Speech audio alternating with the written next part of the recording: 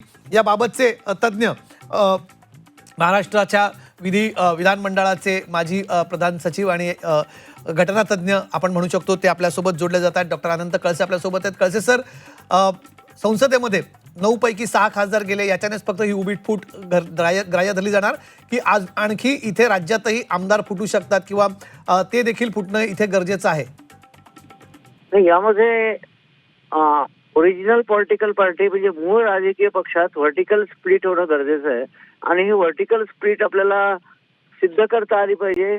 आणि राजकीय पक्षाचे 2 भाग असतात, कुठल्याही पॉलिटिकल पार्टीचे 2 भाग असतात, एक संघटनात्मक पक्ष आणि एक संसदीय पक्ष किंवा विधिमंडळ पक्ष।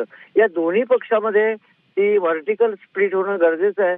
फक्त याच्यामध्ये एवढीच कंडिशन, पॅरा 4 मध्ये अँटी डिफेक्शन लॉ, तो 10वी अनुसूची जी आहे त्या पॅरा 4 मध्ये एवढीच कंडिशन आहे की या व्हर्टिकल स्प्लिट मध्ये 2/3 संसदीय पक्षाचे सदस्य सामील असले पाहिजे किंवा त्यांनी मान्यता दिली असली पाहिजे, असं त्यामध्ये कंडिशन आहे।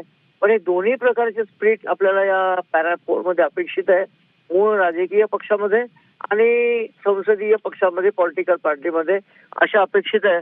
तर हे आता कसं काय पुढे घडतंय हे आपल्याला बघणं फार इंटरेस्टिंग ठरेल। आणि आपण आता जे मत व्यक्त केलं ते अगदी योग्य आहे। आमदार, कारण पुढचं खासदार झाल्यानंतर आमदार हे असं होण्याची शक्यता मलाही दाट वाटते, त्यामुळे तसं होऊ शकेल असं दिसतंय ते। म्हणजे आपण पुन्हा एकदा प्रेक्षकांना सोप्या पद्धतीने समजून सांगण्यासाठी, जो लेमॅन आपला प्रेक्षक आहे, सामान्य जी जनता आहे, त्यांना समजून सांगण्यासाठी की पक्षाची उभी फूट ही फक्त खासदारांमध्ये नाही तर ती आमदारांमध्ये देखील असायला हवी, असं साधारणपणे कायदा सांगतो। बरोबर कळसे सर?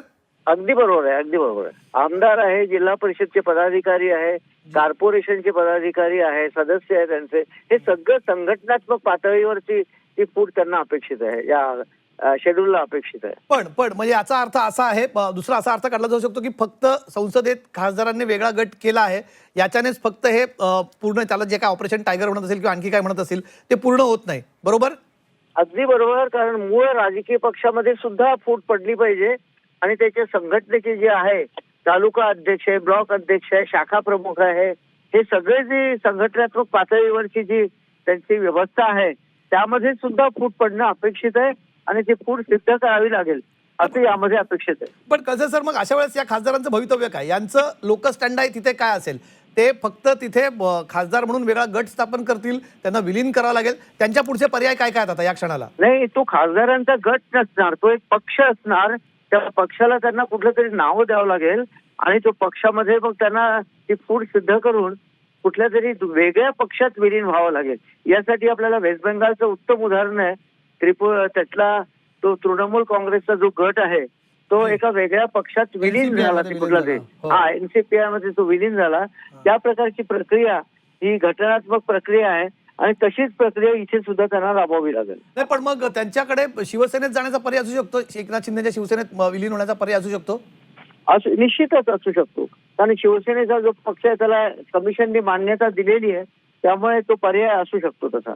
म्हणजे जर उभी फूट जरी नसली तरी हा गट विलीन होऊ शकतो, त्यामुळे इथे खाली आमदार फुटायची किंवा तुम्ही म्हणतात की आमदार, जिल्हा परिषद सदस्य किंवा संघटनात्मक पक्ष, त्याच्यात उभ्या फुटीची गरज नाहीये। पण ही कायदा असं सांगतो, मी फक्त कॉन्स्टिट्यूशनच्या तरतुदी तशा हे करतो, विश्लेषण करतोय। आता माननीय अध्यक्ष लोकसभा किंवा इतर काय निर्णय घेतात हा सुद्धा महत्वाचा आहे आणि पुढे सर्वोच्च न्यायालयामध्ये त्याला चॅलेंज करावं लागेल। आणि याच्यामध्ये एक म्हणजे पॅराडॉक्सिकल पार्ट म्हणजे आधीच पिटिशन पेंडिंग आहे फुटीचं, आणि ते परत एक पुढचा प्रश्न खरं तर तोच होता। आपण मूळ पक्षाबद्दल बोलतोय, जर शिवसेना या मूळ पक्षामध्ये त्यांना इथे विलीन करायची जर त्यांच्या डोक्यात विचार असेल किंवा तसं काही त्यांचं स्ट्रॅटेजी ठरलेली असेल, तर अशा वेळेस मूळ पक्षाचीच याचिका सुप्रीम कोर्टामध्ये पेंडिंग आहे, त्याच्यावरती चर्चा सुरू आहे। म्हणजे आपण मी मगाशी उल्लेख केला की घटनेचा 10वा परिशिष्ट, पक्षांतर विरोधी कायदा, त्याच्यामध्ये अनेक केसेसचा दाखला दिला गेला, नबाब राबिया केसचा दाखला दिला गेला, भरपूर केसेसचा, कर्नाटकचा दाखला दिला गेला, त्या सगळ्या केसेसमध्ये हे सगळं पेंडिंग असताना अशा वेळेस शिवसेनेत मर्ज करायचा जर विचार असेल तर तो कितपत पॉलिटिकली प्रुडंट असेल किंवा तो कितपत योग्य असेल? काय असेल सर, याच्यामध्ये मी सर्वोच्च न्यायालय आणि न्यायालयाची माफी मागतो आणि त्यांच्याबद्दल पुरेसा रिस्पेक्ट व्यक्त करून सांगतो की कॉन्स्टिट्यूशनल अथॉरिटीज ज्यांना संविधानाने इंटरप्रिटेशन करण्याचे पॉवर्स दिलेले आहे, ज्युडिशियल रिव्ह्यूचा अत्यंत महत्वाचा अधिकार दिलेला आहे। मी थोडासा वेळ देतो, 1 मिनिट। आज अमेरिकन राज्यघटनेमधून 1787 ला जॉन मार्शल नावाचे जगविख्यात न्यायाधीश होते. त्यांनी मॅरबरी वर्सेस मॅडिसन 1803 या जगप्रसिद्ध खटल्यामध्ये ज्युडिशियल रिव्ह्यूचा अधिकार दिलेला आहे. आणि याच ज्युडिशियल रिव्ह्यूचा वापर करून भारतीय न्यायव्यवस्थेने केशवानंद भारती, गोलकनाथ, शंकरी प्रसाद, सज्जन सिंग, मिनर्वा मिल सारखे इतिहास प्रसिद्ध लँडमार्क जजमेंट दिलेले आहेत. तीच न्यायव्यवस्था आज 22 म्हणजे 4 वर्षापासून folded hand line sitting with the folded hand कुठलाही निर्णय देत नाही. म्हणजे न्यायाधीशाचा, न्यायासनाचा, ज्युडिशियरीचा संपूर्ण आदर व्यक्त करून हे घटनेचा अभ्यासक, कायद्याचा अभ्यासक म्हणून माझी अपेक्षा व्यक्त करतो. हा निर्णय जर लवकर आला असता तर कदाचित हा प्रसंग उद्भवलेला नसता. आज न्यायालयाने स्प्लिट काय, कोरम काय, व्हीप काय, मर्जर काय, ह्या व्याख्या स्पष्ट केल्या पाहिजे त्याच्यामध्ये, या 10व्या अनुसूचीमध्ये.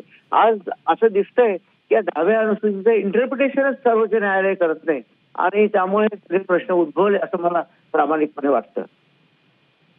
नाही पण कळसे सर, आता तुम्ही म्हणतात की हा एक प्रकारे पेच आहे असं म्हणू शकतो का आपण, की हा पेच आहे त्यांच्या पुढे, की त्यांना मार्ग मोकळा आहे, ते थेटपणे शिवसेनेत त्यांचा पक्ष मर्ज करू शकतात जर या खासदारांनी वेगळा गट करून मर्ज करायचं ठरलं तर? करायला काही हरकत नाहीये. ते जाईल प्रकरण पुढे, हे सुप्रीम कोर्टात जाईल, तसंच पडून राहील. करायला हरकत नाही. अच्छा, निश्चित हरकत नाही करायला. पण त्याचा तुम्ही आता खासदारांनंतर आमदारांची पण फूट होऊ शकते, त्यासाठी ती गरजेचीच आहे असा भाग सध्या आपण म्हणू शकत नाही. निश्चित गरजेची आहे, कारण त्यांना गरजेची वर्टिकल आहे. स्प्लिट दाखवायची असेल तर आमदारांची सुद्धा फूट दाखवायला लागेल. नाही पण मग जर वरती त्यांना विलीन करण्यासाठी स्कोप आहे तर मग ती ग्राह्य धरली जाईल की तिथे वेगळा गट करावा लागेल तुर्तास खाली पण फूट होईपर्यंत? नाही, त्यांना गटाचं नाही संबंध, त्यांना वेगळा पक्ष म्हणून दाखवावा लागेल. कारण 10व्या अनुसूचीमध्ये तिथे पक्षाचा उल्लेख केला आहे. त्यांना वेगळा पक्ष करावा लागेल आणि त्या पक्षाला काहीतरी नाव द्यावं लागेल आणि त्याप्रमाणे तो विलीन करावा लागेल मग दुसऱ्या पक्षामध्ये. पण आता आपण जे तृणमूलचं उदाहरण दिलं की तृणमूल काँग्रेसचा एक गट होता 20 खासदारांचा, तो तिथल्या त्रिपुराच्या एनसीपीआय पक्षामध्ये तिथे विलीन करण्यात आला. पण मग त्याच अनुषंगाने इथे एनसीपीआयच्या इथे तुम्हाला शिवसेनेचं ऑप्शन आहे, त्यामुळे हे जे 6 खासदार आहेत हे थेट शिवसेनेतही विलीन होऊ शकतात ना? हो, निश्चित विलीन होऊ शकतात. हो, त्यामुळे तोच एक गेम आहे. पण मग राज्यात त्याची गरज नाही काही?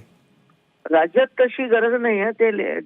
ते पक्ष त्यांना एक नाव देऊन त्यांना पक्षामध्ये विलीन होता येईल त्यांना. ठीक आहे. कळसे साहेब, खूप खूप धन्यवाद. तुम्ही या अनुषंगाने चर्चा करताना 2 गोष्टी महत्त्वाच्या तिथे सांगितल्या आहेत की कशा प्रकारे त्यांना ती प्रक्रिया असणार आहे, पण त्याच्यातनं एक घटनात्मक पेच होऊ शकतो. त्यांनी त्या अनुषंगाने जुन्या केसचा देखील उल्लेख केला. जर जुनी केसचा निकाल लागला असता जी सुप्रीम कोर्टात पेंडिंग आहे तर कदाचित हा थोडासा जो पेच प्रसंग झाला आहे, कदाचित पेच प्रसंग नसावा, इतका वाटतोय तेवढा मोठा पेच नसावा, पण याच्यानंतर जर पक्षात उभी फूट दाखवायची असेल, पक्षाची ताकद त्यांना तिथे वाढवायची असेल आणि ओरिजिनल शिवसेनेला आम्ही ओरिजिनल शिवसेना आहोत म्हणून आमच्यामध्ये विलीन होतात असं दाखवायचं असेल कदाचित, तर 2/3 मेजॉरिटी इथे त्यांना हे आमदार, हे खासदार सगळे त्याच्यात विलीन करून घ्यावे लागतील किंवा ते शिवसेनेत विलीन होऊ शकतात. हा देखील पर्याय त्यांच्या समोर आहेत.